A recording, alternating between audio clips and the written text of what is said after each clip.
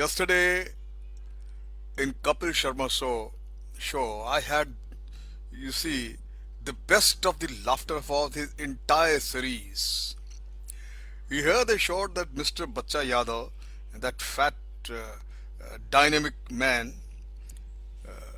he enacted one of the most talked about anchor at the prime time 9 p.m. anchor, who has habit of not only screaming, unabated, continuously shouting and speaking, but he ensures that none of the panelists invited they speak or they say something. And he had called Manoj Bajpayee and one more actor, and it was a pleasure the way the enacted mimic the person I'm talking about. And while after this thing, the thought comes today to my audience, all my friends to whom I talk, I must talk on the contrary of screaming and shouting, the power of silence. हमारे बुजुर्ग कह गए हैं, वो कहते थे हमेशा, तोल मोल के बोल रे बंदे, तोल मोल के बोल. Always give a call, give a pause, think it over, weigh your words if they are golden and precious, and then speak. So today, I'll be sharing my views on the power of silence.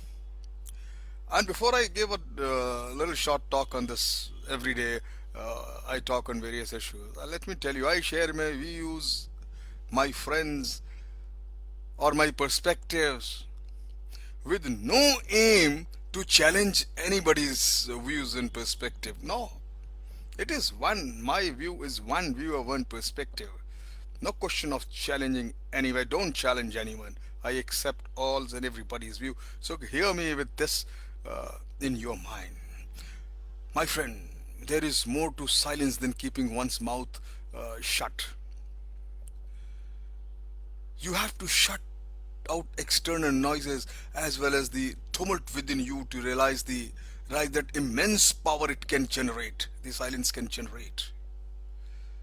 Our ancients, from the time of the, I would say, Jain Tirthankars and Gautama the Buddha, down to Mahatma Gandhi and people like Vinoba Bhave, observed regular periods of silence in their personal lives.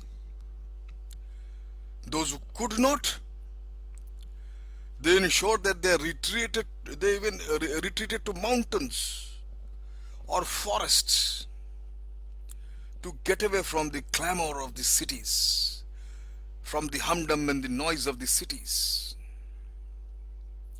Those who could not, even they shut themselves into their rooms and meditated. Gandhi had a regular Maun Vrat. There has to be some sense into this, because all these great men, there are far too many I can name, who realized the power of silence. Every time they came out of their Maun or the silence day, they were refreshed, recharged, and ready to strike again with renewed energy. I've yet to learn how to meditate of that kind of level, and still my mind still remains in tumult.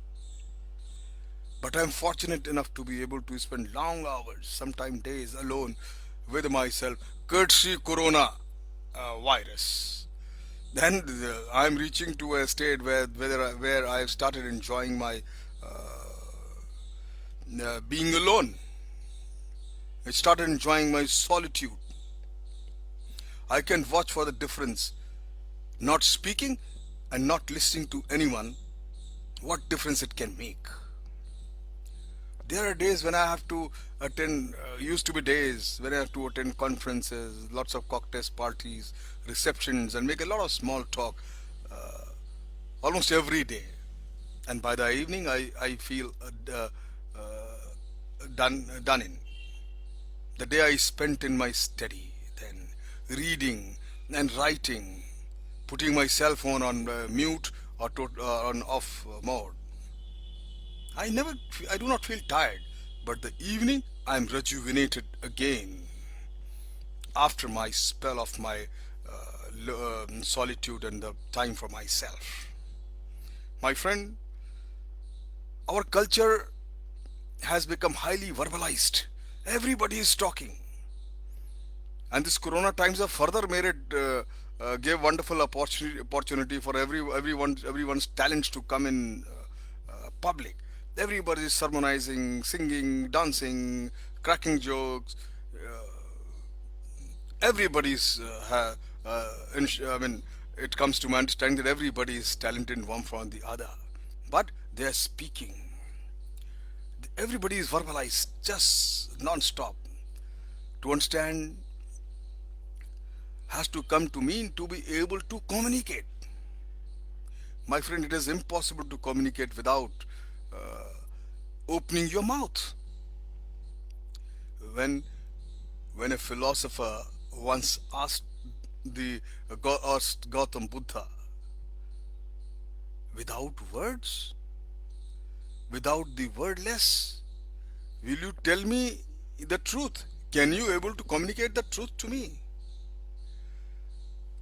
The Gautam Buddha replied by keeping silence. The word silence is derived actually from a Greek word called Lyschia. John Climacus in 16th century, in his book The Ladder of Divine Ascent, he goes in length describing silence.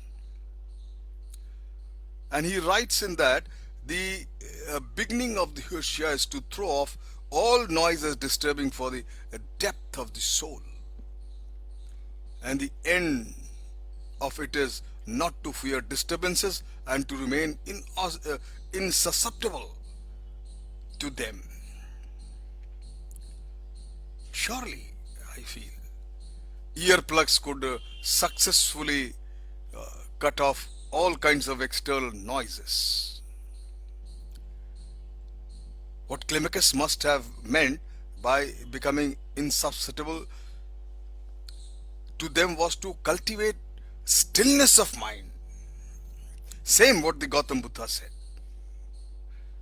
Much earlier the same thing was told by Plutarch. Plutarch observed,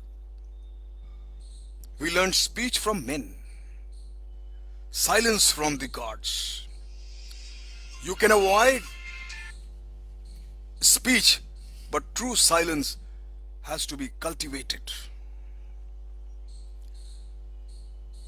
The Sufi fakir Bayezid, he was a great mystic. Yazid al-Bistani. In 9th century actually, yeah. He says that no lamp I saw brighter than silence, and no speech I heard better than the speechlessness. My friend, these sevens were concerned with the mystic value of science. Not being a mystic, I can only command the virtues of silence in worldly affairs. Besides recharging one's inner batteries, it has many other uses. It can be decisive winner in an angry dialogue. Chesterton called it the unbearable repartee. Bernard Shaw described it as the most perfect expression of scorn. As still waters runs deep, so does the man of silence conceits what he has within him. Someone has very truly said in a lighter way that beware of man, all these people who have making mockery of all this, people who are talking unstopped and have verbal diarrhea. They should not forget what this man has to say. He said, beware of a man who does not talk, and of a dog who does not bark. My friend, they are simple, straight benefits of the power of silence. I would say those people who remain quiet, They have got the exclusive privilege of listening more. There is, silence does not mean ki just be quiet and don't talk. No, it has to be a thoughtful silence. Never answer. That means never answer right way whenever you are talking to somebody. Take a little pause. Collect your thoughts. Consider ways and cons. It should not be too long that it becomes a bloody uh, pain. No. Within a fraction of a second, you should be able to frame your reply, give a pause, and give a considered, thoughtful reply. You will always be correct. Then there's another benefit of power of silence, and that preserving integrity. When you give your words have meaning, your words, your credibility increases. Your decisions become more careful and meaningful. You see, there are many advantages what people have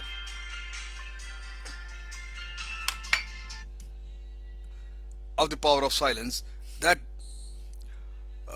a direct you can directly, you see, talking, but you have to you can understand the difference between, yeah, I'm going to say, talking a lot and saying a lot. There are two kinds of people. They talk a lot, like lots of political leaders. They keep on talking for hours without conveying anything. But once you follow the principle, the power of silence, when you say in the least amount of words, you can say a lot. And talking a lot and saying a lot are two different things. You get another advantage of the psychological liberation. Your source, silence becomes the source of your mental clarity. I will call it it's a wakeful relaxation.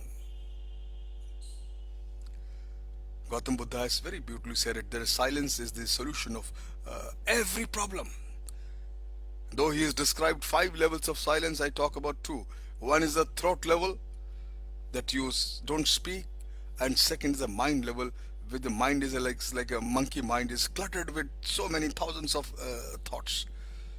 So you can control that and still your mind.